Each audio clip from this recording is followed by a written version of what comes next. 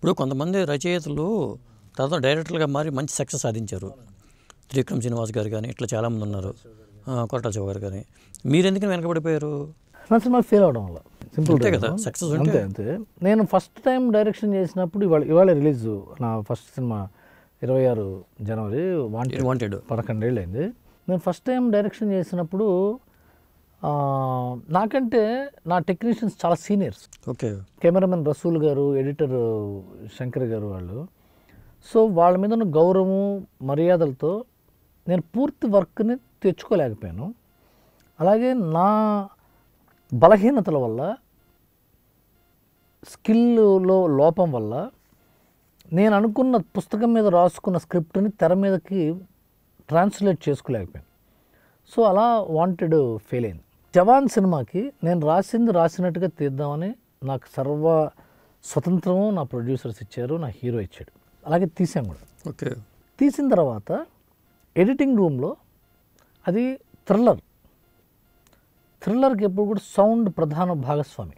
Okay.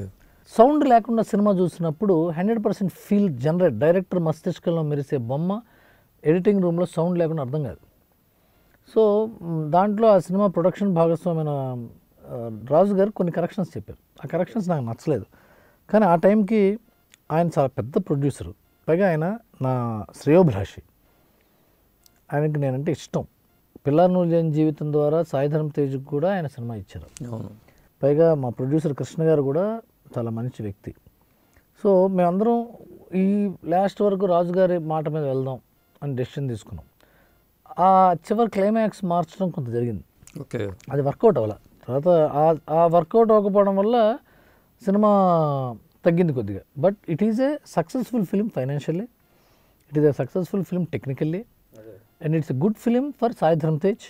ఎందుకంటే మొదటి cinema flop అయిందని ఒప్పుకున్నవాడిని ఇది కూడా ఒప్పుకోవచ్చు.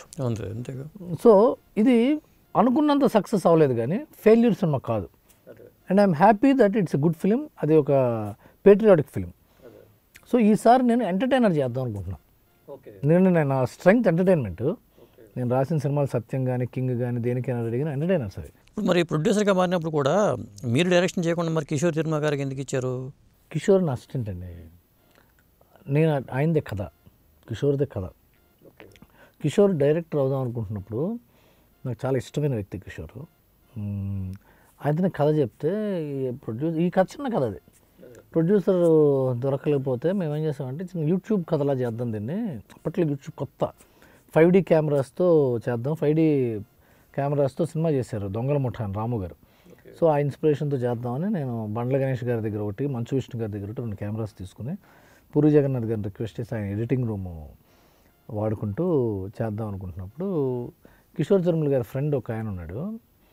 నేను కూడా వస్తాను, నా దగ్గర కొంత డబ్బు ఉంది, అది దాంతో పెట్టి తీద్దాము ఇంకేమన్నా అవసరం అయితే అని. ఆల్మోస్ట్ వెరీ మైన్యూట్ కాస్ట్తో తీసిన సినిమా అది. ఓకే. సో అది రిలీజ్ అవ్వటం, అది మల్టీ డైమెన్షనల్ తీసుకోవటం, ఆ సినిమా చూసి స్రవంతి రవికిషోర్ గారు కిషోర్కి సినిమా ఇవ్వటంతో ఆ సినిమా మొదలు పెట్టడానికి కారణం అయిన ఉద్దేశం సత్ఫలితాన్ని ఇచ్చింది. అంటే ఇక్కడ లక్ అనేది ఫ్యాక్టర్ పనిచేస్తుంది అంటారా? ఒక సక్సెస్ వెనకాల తక్కువ పనిచేస్తుందండి, హార్డ్ వర్కే పనిచేస్తుంది. సినిమా ఇండస్ట్రీలో అన్నిటికంటే ఎక్కువ పనిచేసేది నిరంతరమైన శ్రమ, ఆ తర్వాత నిరంతరమైన ఉత్సాహం,